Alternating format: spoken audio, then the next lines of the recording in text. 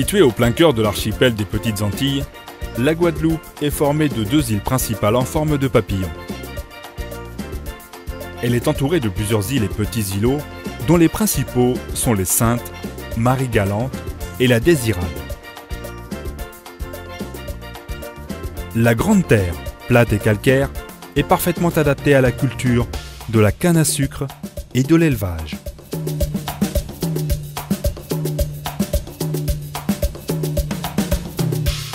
Son littoral est bordé de magnifiques plages de sable blanc et de grands lagons aux eaux turquoises. La Basse-Terre, volcanique et montagneuse, est couverte d'une forêt tropicale à la végétation luxuriante et parcourue par de nombreux cours d'eau.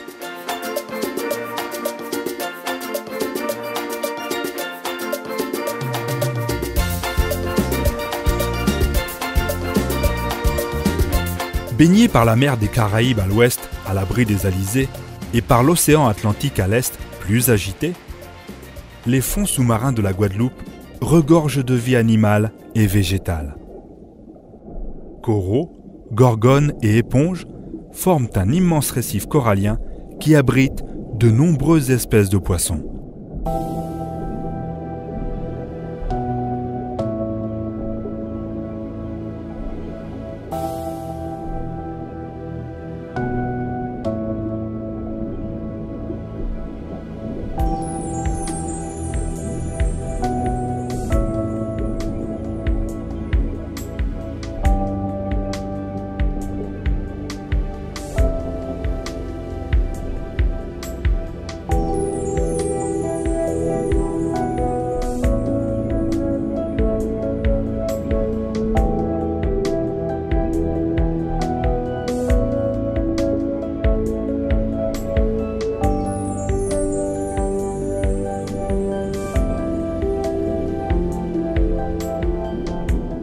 Les plus petits ne sont jamais très loin des anfractuosités formées par le corail, sachant qu'ils pourront s'y réfugier à la moindre alerte.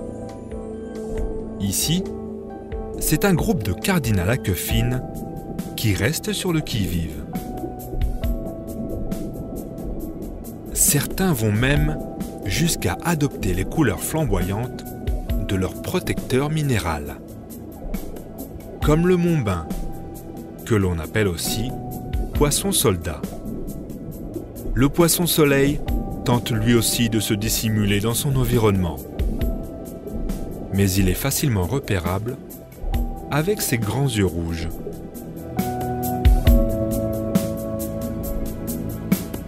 Pour les habitants du récif corallien, la couleur semble être un facteur important dans le choix de leur habitat.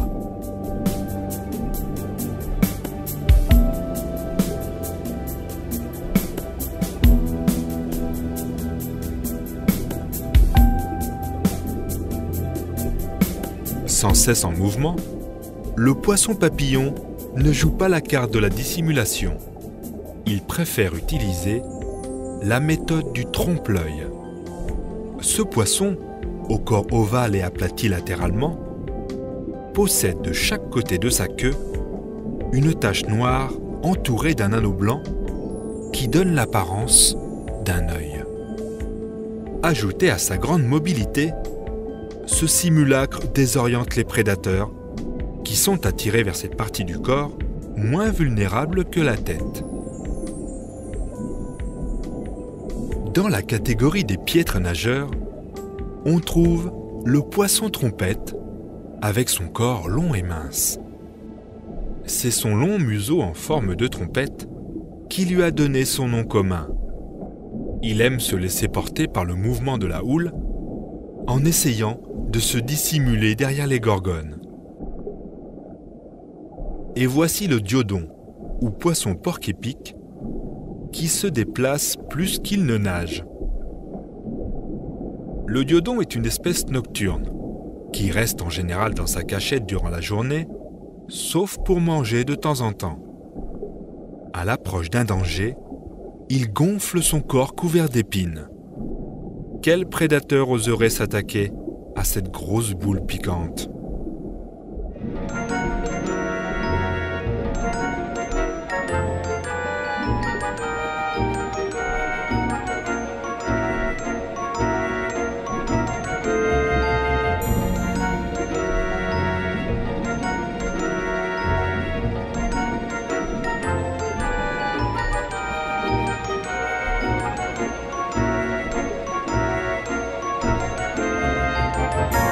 bourse cabri est un poisson que l'on trouve le plus souvent dans des eaux claires et peu profondes.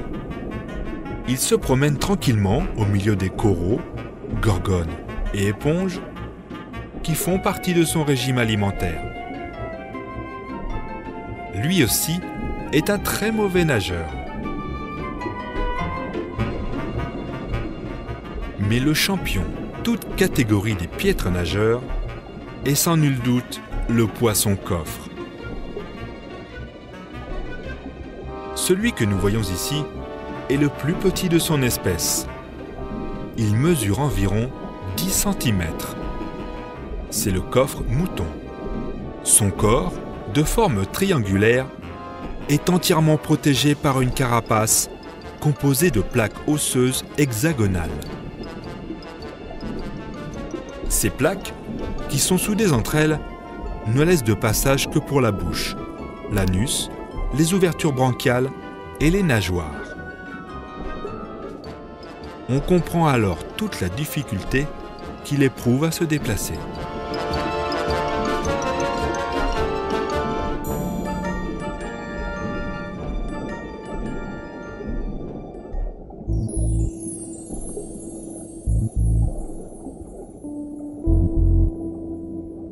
Quant à la palme de l'élégance, elle revient à coup sûr à la rascasse volante, que l'on appelle aussi poisson-lion. Ce poisson, originaire de l'océan Pacifique, a été introduit dans les Caraïbes par accident.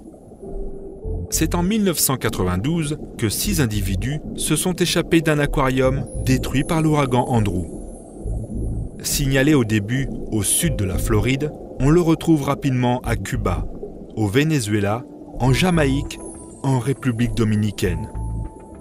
Fin 2010, les premiers spécimens sont signalés en Guadeloupe. La clé de son extraordinaire expansion tient probablement au fait que la femelle pond tous les 4 jours et que chaque ponte représente 30 000 œufs.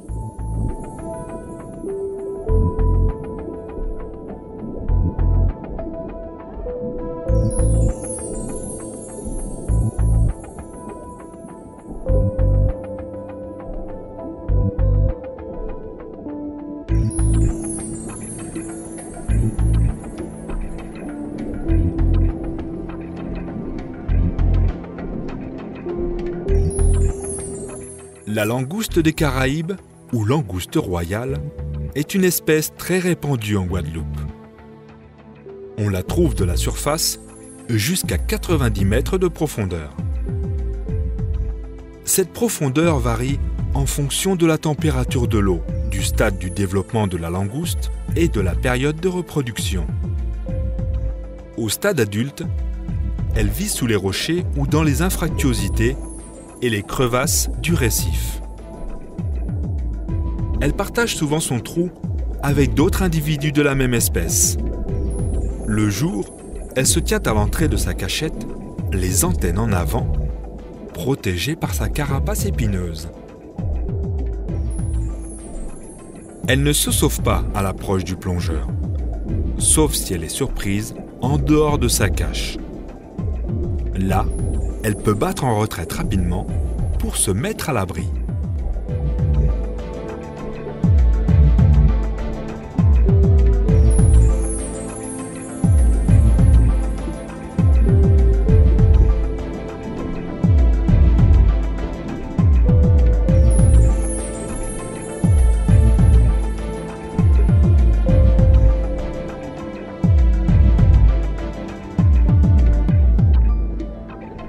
Sa cousine, la langouste tachetée que les Guadeloupéens appellent la brésilienne, est plus petite.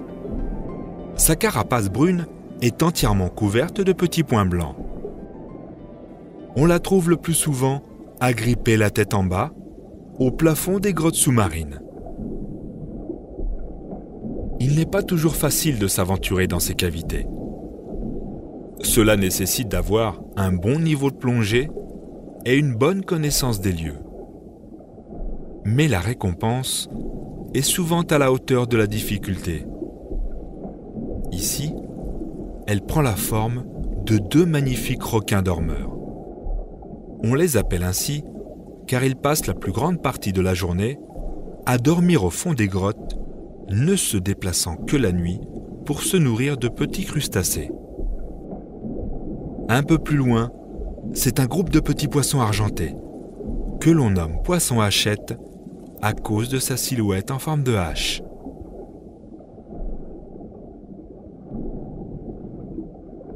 Après la pénombre des cavernes, c'est dans la clarté lumineuse des eaux de la Caraïbe que le spectacle continue.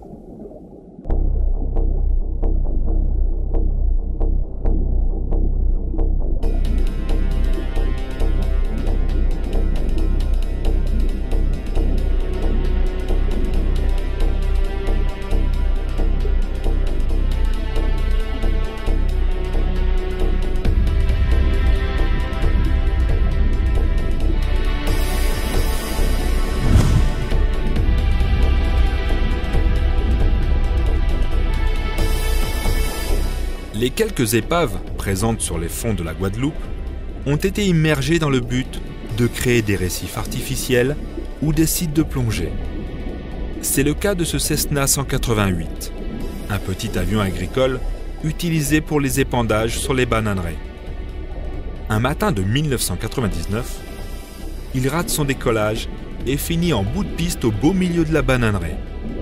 L'épave a été dépolluée et immergée en 2000 au large de Port-Louis, sur un fond de 23 mètres. Posée sur le sable à la lisière d'un récif corallien, elle est déjà bien colonisée par les éponges et autres concrétions.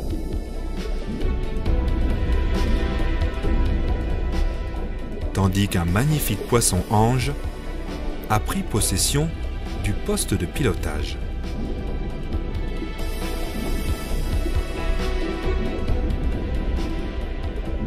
Après la visite de cette sympathique épave, la plongée peut se terminer sur les coraux environnants.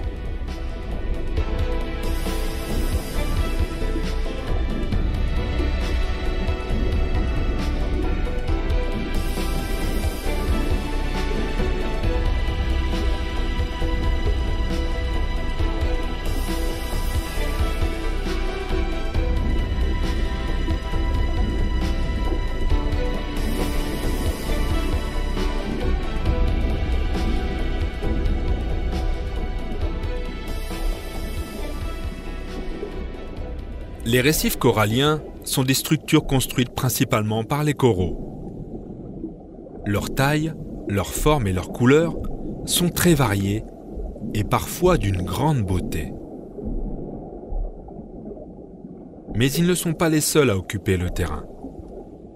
Éponges, gorgones, algues ou anémones, de nombreuses espèces végétales tentent de se faire une place dans cet écosystème riche et varié.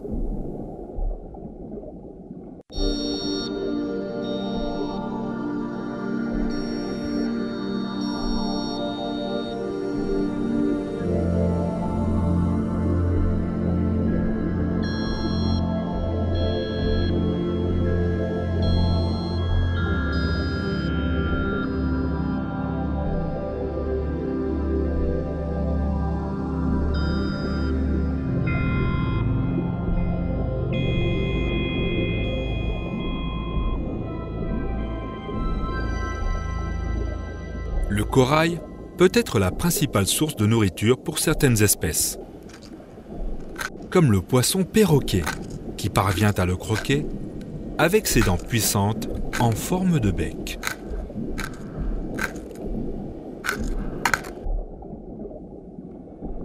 Le majestueux capitaine, lui, préfère chercher sur le fond sablonneux des petits vers ou des petits mollusques. Sous l'œil inquisiteur de la murène noire, que l'on nomme aussi murène tachetée.